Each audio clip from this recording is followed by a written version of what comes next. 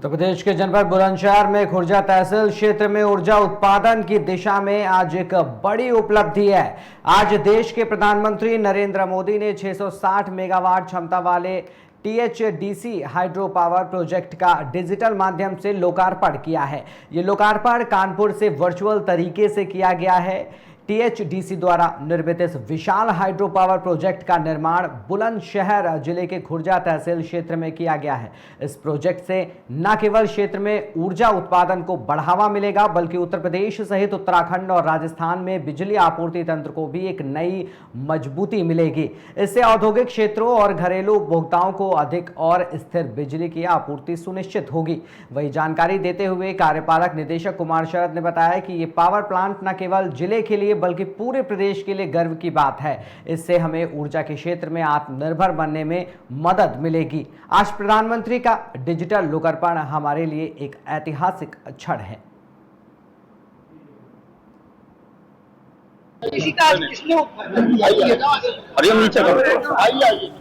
आज गौतम बुद्ध नगर लोकसभा और खुर्जा क्षेत्र के लिए, बुलंदशहर क्षेत्र के लिए एक गौरव का दिन है।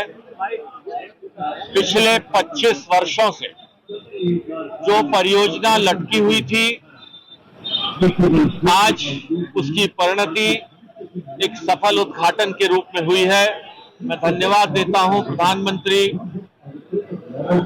मोदी जी का, यशस्वी मुख्यमंत्री योगी आदित्यनाथ जी का और सभी अधिकारियों का जिन्होंने ये सपना पूरा किया।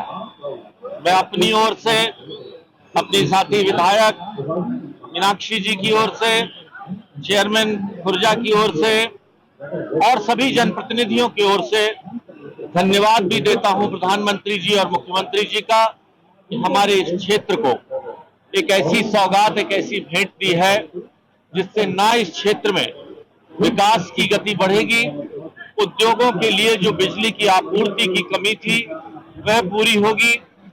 आने वाले जेवर एयरपोर्ट के बाद यहाँ की विकास की गति और बढ़ने वाली है और विद्युत की मांग भी बढ़ने वाली है। नए उद्योगों के लिए निवेश, और जैसा कि प्रधानमंत्री जी ने कहा है कि आज विकसित भारत का जो हमारा सपना है, उस विकास की में विद्युत का बहुत बड़ा योगदान रहने वाला है। अगर हम पिछली सरकारों की बात करें तो पिछले 15 वर्षों में उत्तर प्रदेश में एक भी नया पावर प्लांट शुरू नहीं हुआ था। एक पावर प्लांट दादरी में अनिल अंबानी जी की कंपनी का शुरू हुआ था, लेकिन वह पूर्ण नहीं हो पाया। आज हमारी सरकार ने इस कार्य को पूरा किया है। मुझे खुशी है कि जब मैं मिनिस्टर था, उस मिनिस्ट्री समय के अंदर इसकी नींव रखी गई। उस वक्त के chairman THDC Shri DV Singh ji ने और आज के डायरेक्टर श्री शरद जी ने आज इस सपने को पूरा किया है। 650 मेगावाट का ये प्रोजेक्ट पूरा हुआ है। 1320 में से बाकी बचे हुए 650 मेगावाट भी जल्द ही लगभग अगले 2 महीने में पूरा हो जाएंगे। माननीय प्रधानमंत्री जी, मुख्यमंत्री जी से हमने मांग की थी कि वो यहाँ आकर इसका उद्घाटन करें, लेकिन समय के कमी के कारण आज कानपुर से इसका उद्घाटन किया गया है। यह इस क्षेत्र के अंदर और जरूरत बढ़ाते हुए इसे 660 मेगावाट के तीसरे प्लांट में भी बढ़ाया जा सकेगा। मुझे अधिकारियों ने बताया है कि यहां से 1,50,00,000 यूनिट प्रतिदिन बिजली पैदा होगी। जिस पावर प्लांट के कारण ये हमारा हाईवे इस जमीन को 2 हिस्सों में बांटता था, उस प्रयास के साथ हाईवे की दिशा बदली गई और अब इनकी पूरी भूमि एक जगह होने के कारण इतनी ही जमीन में अब तीसरा पावर प्लांट भी लगाया जा सकेगा। अर्थात जो लगभग 450 एकड़ जमीन की और जरूरत पड़ने पर थी, वह जरूरत भी अब नहीं पड़ेगी।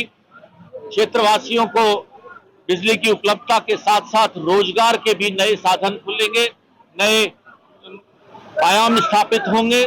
और मैं क्षेत्रवासियों को भी बधाई देता हूं, उन किसानों को बधाई और धन्यवाद भी देता हूं जिन्होंने बिना किसी विरोध के आज इस जमीन को इस राष्ट्रीय कार्यक्रम के लिए समर्पित किया। यहां बनने वाली कोयला से बिजली अरेलिया जो इस कोल प्लांट से आई है, और इसकी बिजली की कॉस्ट के बारे में शुरू में यह था कि शायद ये बिजली महंगी होगी या शायद इससे प्रदूषण होगा। इस पावर प्लांट का नाम पीएचपीसी सुपर क्रिटिकल पावर प्लांट है। यह नई टेक्नोलॉजी है जिसके द्वारा बिजली की कॉस्ट भी कम आई है और जिसके द्वारा प्रदूषण भी लगभग ना के बराबर होगा। तो इसलिए क्षेत्रवासियों को इस चिंता से भी मुक्ति मिली है। आने वाले समय में खुर्जा का विकास और गति पकड़ेगा। यह एक पॉटरी उद्योग के रूप में अब रेलवे से जुड़ गया है। अब एयरपोर्ट भी यहां से मात्र 20-25 मिनट की दूरी पर होगा। आने वाला भविष्य खुर्जा, बुलंदशहर और इस जेवर क्षेत्र का उज्जवल होगा। मैं आप सभी को बधाई देता हूं और धन्यवाद भी देता हूं। संसद जी, लागत कितनी आई है इस परियोजना में? इस परियोजना में टोटल 12,000 करोड़ की लागत से ये प्लांट बनना था, जिसका प्रथम चरण 55,580 करोड़ रुपए से ये योजना का प्रथम चरण पूरा हो गया है। दूसरा चरण भी लगभग अगले 4 से 6